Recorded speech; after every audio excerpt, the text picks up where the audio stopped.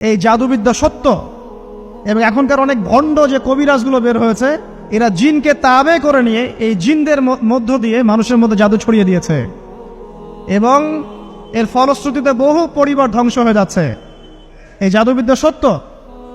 আরো একটা জিনিস সত্য, নবী সাল্লাল্লাহু আলাইহি ওয়াসাল্লাম বলেছেন ইন্না আইনাল হক, চোখের নজর সত্য। নবী করিম সাল্লাল্লাহু আলাইহি ওয়াসাল্লাম বলেছেন চোখের বদনজর সত্য। এই যে আমরা বলি ফেসবুকে এত বেশি ছবি দিয়েন না ভাই, ছবি তুলেন না, ছবি তুলেন না, বারবার যে বলি নিষেধ করি। কারণ কি জানেন? একটাই কারণ, বিকজ চোখ লাগাটা সত্য। মানুষের চোখ লাগে, এই কথা শুনলে অনেক মজুমদাররা হাসবে না? কথা বুঝতে পারেন নাই? কিন্তু এটা সত্য, কারণ নবী করিম সাল্লাল্লাহু আলাইহি ওয়াসাল্লাম যা বলেছেন সাদাকাল্লাহু ওয়া সাদাকা রাসূলুহুল কারীম। নবী যা বলেছেন, আল্লাহ যা বলেছেন চিরায়ত সত্য, এর বাইরে কোনো সত্য আছে? আচ্ছা দেখেন, আমি বললাম যে জাদুবিদ্যা সত্য। এই জাদুবিদ্যার চর্চা মানুষ করে, এখনো করে, এবং এই জাদু দিয়ে মানুষের ক্ষতি করার জন্য জিনের প্রয়োজন হয়, দুষ্ট জিন। এই জিনগুলোকে মানুষ তাবে করে মানুষের ক্ষতি করার চেষ্টা করে। দেখবেন এখন গ্রামে গঞ্জে শহরে সব জায়গায় ছড়িয়ে পড়েছে না? দেখবেন, খুব সতর্ক থাকবেন। আমি পরে সলিউশন বলছি আপনাদেরকে। আরেকটা বলেছি, নবী সাল্লাল্লাহু আলাইহি ওয়াসাল্লাম বলেছেন চোখের বদনজর এমন সত্য যে একটা উটকে এই রান্নার ডেকচির মধ্যে ঢুকাই ফেলতে পারে। মানে একটা উট খুব সুন্দর ভালো, আপনি দেখছেন মাশাআল্লাহ বলেন নাই, নজর লেগেছে, উটটা মারা গেছে দেন, তারপর তাকে জবাই করে খেয়ে ফেলতে হয়েছে। একজন সাহাবী গোসল করছিলেন, গোসল, এটা হাদিস সহিহ। এই যে আলেম ওলামা যারা আছেন তারা জানেন যে এই হাদিস সহিহ। একজন সাহাবী গোসল করছেন, তার গায়ের চামড়াটা খুব সুন্দর ছিল, একদম স্কিনটা অনেক সুন্দর থাকে না এমন কিছু মানুষ?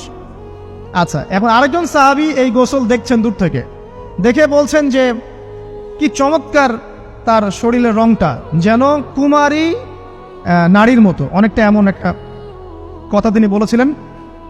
সাথে সাথে এই সাহাবী অজ্ঞান হয়ে পড়ে গেছে। কোন সাহাবী? যিনি গোসল করছিলেন। এটার আপনি কোনো ব্যাখ্যা দিতে পারবেন না তো, এখানে কোনো সায়েন্স দিয়ে বা মেডিকেল সায়েন্স দিয়ে আপনি কোনো ব্যাখ্যা করতে পারবেন না। একটা ব্যাখ্যা দিতে পারেন, কিন্তু কেন সেটা হলো সেটা আপনি অ্যান্সার খুঁজে পাবেন না। তো নবী সাল্লাল্লাহু আলাইহি ওয়াসাল্লামের কাছে নিয়ে যাওয়া হলো তাকে। তিনি বললেন যে এই ব্যক্তির ব্যাপারে কি কেউ ভালো মন্দ কিছু বলেছিল? তখন একজন সাহাবী বললেন হ্যাঁ, অমুকে বলেছে এর স্কিনটা অনেক সুন্দর, ওকে ডেকে নিয়ে আসো। ওকে ডেকে আনা হলো। ডেকে আনার পর নবীজি তাকে অনেক শাসালেন, তোমরা তোমাদের ভাইদেরকে কি মেরে ফেলতে চাও? তখন এই সাহাবী তো অবাক, আমি আবার কখন মারতে চাইলাম ইয়া রাসূলুল্লাহ? আমি তো মারতে চাই নাই, আমি তো খালি বলেছি যে তার গায়ের রংটা অনেক সুন্দর।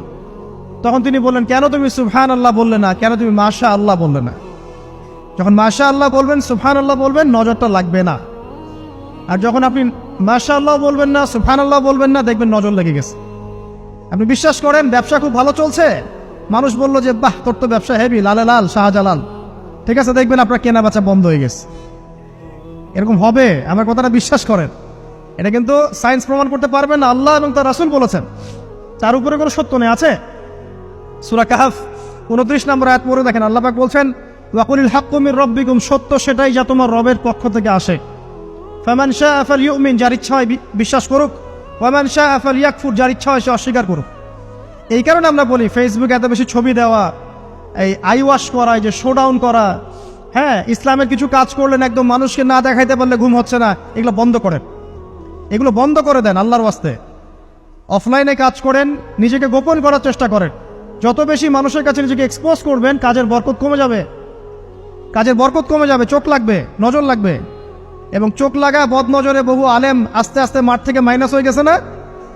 যায় নাই? এখন কি আলেমদের সংখ্যা বেশি না কম? যত দিন যাবে আলেমের সংখ্যা আরো কমে যাবে। নবীজি বলেছেন আলেমদের সংখ্যা কমতে থাকবে, মানুষ জাহেলদেরকে আলেম বানিয়ে নেবে। তো প্রিয় ভাইরা, জাদুবিদ্যা সত্য, চোখের বদনজর সত্য, রাতের এই অনিষ্টগুলো সত্য, রাতের বেলা অনেক ক্ষতি আছে।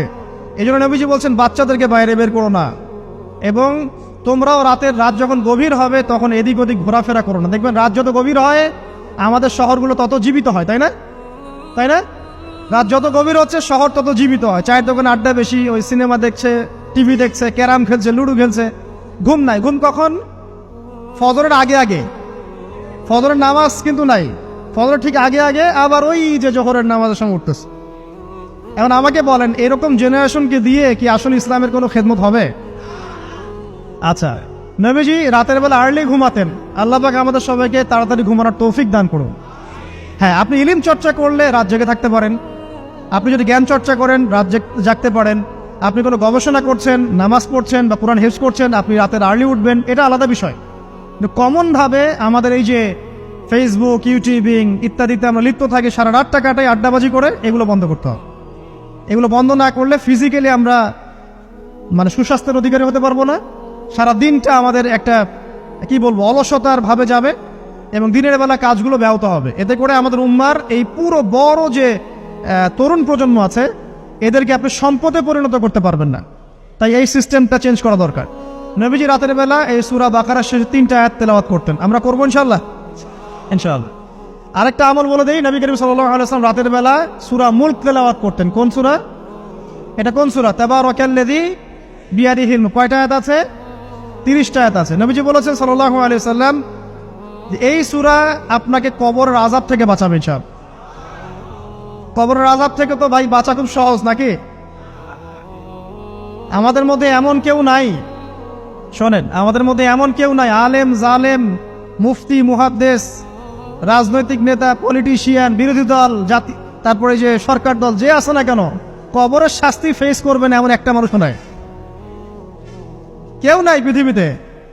এই যে আপনি দেখছেন ওই যে কি ইসরায়েলের প্রধানমন্ত্রী, ওই রাশিয়ার প্রধানমন্ত্রী, ওই চায়নার সভ্যতা, পশ্চিমা সভ্যতা, এমন কেউ নাই পৃথিবীতে এখন যাকে কবরের শাস্তি ভোগ করতে হবে না। আছে? সবচেয়ে লঘু শাস্তি মানে লঘু চাপ, এটা বলতে গেলে আসলে আমি ভাষা হারাই ফেলি। তারপরে বলছি আল্লাহ পাক আমাদের সবাইকে হেফাজত করুন, আমিন। একজন সাহাবীর নাম সাদ বিন মুয়াজ। কি নাম? নবী করিম সাল্লাল্লাহু আলাইহি ওয়াসাল্লামের সাথে একদম ডান হাত হয়ে যুদ্ধ করেছেন দীর্ঘদিন। বদর তিনি বীর সেনা, উহুদের বীর সেনা, ঠিক আছে। খন্দকের যুদ্ধেও বীর বিক্রমে যুদ্ধ করেছেন। তিনি আনসার সাহাবী, একদম মদিনার নেতা সাহাবী। সব সাহাবী কিন্তু একরকম নন। কেউ ছিলেন নেতৃস্থানীয় সাহাবী, তিনি ছিলেন একজন নেতৃস্থানীয় সাহাবী, ঠিক আছে। সাদ বিন মুয়াজ নবী করিম সাল্লাল্লাহু আলাইহি ওয়াসাল্লাম এত ভালোবাসতেন তাকে, এত ভালোবাসতেন যে তাকে নিজের মনে করতেন যে সাদ বিন মুয়াজ আনসাররা আমার নিজের। চারটাখানি কথা। এই সাহাবীর খন্দকের যুদ্ধে এই যে হাতের এই দিকে সম্ভবত হাতের এই রগের মধ্যে একটা তীর এসে লাগে এখানে, এবং তীরটা তিনি বের করতে গিয়ে রক্তটা ছিঁড়ে যায়। এরপর ফিনকি দিয়ে রক্ত বের হওয়া শুরু হয়। চিকিৎসা করে করে রক্ত বন্ধ করা যায় নাই, এবং এই রক্তের প্রবাহিত রক্তেই আল্লাহর ইচ্ছায় তিনি শাহাদাত বরণ করেন, তিনি ইন্তেকাল করেন। নবী করিম সাল্লাল্লাহু আলাইহি ওয়াসাল্লাম প্রচন্ড ব্যথিত হন, মানে মনটা তার খুব নরম হয়ে যায় সাদ বিন মুয়াজ রাদিয়াল্লাহু আনহুর জন্য। তো এই সাহাবীর যখন জানাজার নামাজ পড়ানো হচ্ছে, নবীজি বলছেন 70,000 ফেরেশতা তার নামাজে অংশ নিয়েছে। আর এই সাহাবীকে যখন কবরে শোয়ানো হয়েছে, নবী করিম সাল্লাল্লাহু আলাইহি ওয়াসাল্লাম পরে জানিয়েছেন কবরের যে মৃদু চাপ, সাদ বিন মুয়াজ রাদিয়াল্লাহু আনহুর কবরেও সেই মৃদু চাপ দেওয়া হয়েছে। আমি কি বুঝাতে পারলাম ভাই? আমাদের কোনো দাম আছে এখনকার পলিটিশিয়ানদের কোনো দাম আছে? এখনকার সমাজ নেতার কোনো দাম আছে? এখনকার সুদখোরদের কোনো দাম আছে? এই ঘুষখোর দুর্নীতিবাজদের কোনো দাম আছে? আমরা যারা কাঠমোল্লা হয়ে আছি আমাদের কোনো দাম আছে? সাদ বিন মুয়াজ রাদিয়াল্লাহু আনহু যদি কবরের শাস্তি তাকে না ছাড়ে, প্রশ্ন উত্তর পর্ব তাকে না ছাড়ে, আমরা পার পাবো? নবী করিম সাল্লাল্লাহু আলাইহি ওয়াসাল্লাম বলছেন সূরা মুলক তেলাওয়াত করো রাতের বেলা, ইনশাআল্লাহ সূরা মুলকের তেলাওয়াত কবরের আযাব থেকে তোমাকে বাঁচান। আর আমাদের তো ভাই কবরে সবাই সাথে যাবে না, গার্লফ্রেন্ড যাবে না, বাপ মা ভাই বোন সবাই যাবে না। একজন ব্যক্তি সুদ খাচ্ছে, জিজ্ঞাসা করে দেখেন কেন খায়, বলবে তার সন্তানের জন্য খায়, তার বউয়ের জন্য খায়, তার মা বাবাকে দেখতে হবে তাই খায়, তাই না? একজন ব্যক্তি ঘুষ খায়, বলবে আমার পরিবারের জন্য খাই। একজন দুর্নীতি করছে, পুকুর চুরি করছে, বলবে দুর্নীতি করছে আমার পরিবারের জন্য খাই, পরিবার ভালো থাকবে। সবার একই এক্সকিউজ যে পরিবার যেন ভালো থাকে, আমার সন্তানরা যেন ভালো থাকে, আগামী প্রজন্মের জন্য কিছু রেখে যেতে পারি, তাই না? এরকম একটা মানুষও কি আপনার সাথে কবরে যাবে? আরে এই বোকা মানুষ কেন বোঝে না যে আপনার কবরে আপনাকেই যেতে হবে? তাহলে আপনি কি কারণে অন্যের কারণে নিজের পরকাল নষ্ট করছেন? অন্যের সুখের জন্য আপনি আপনার পরকাল নষ্ট করছেন। সুদ খাচ্ছেন, দিব্যি মায়ের সাথে জেনা করছেন। আপনাদের এলাকায় নাকি সুদের সমস্যা অনেক বেশি। কয়েকটা হাদিস বলে দেই, আমি ওদেরকে আক্রমণ করতে আসি নাই, আমি শুধু তাদেরকে 3টা হাদিস শোনাতে এসেছি। 1 নম্বর হাদিস শোনেন। আল্লাহর নবী মুহাম্মদ সাল্লাল্লাহু আলাইহি ওয়াসাল্লাম বলেছেন, সুদের পাপের 73টা শাখা আছে। কয়টা?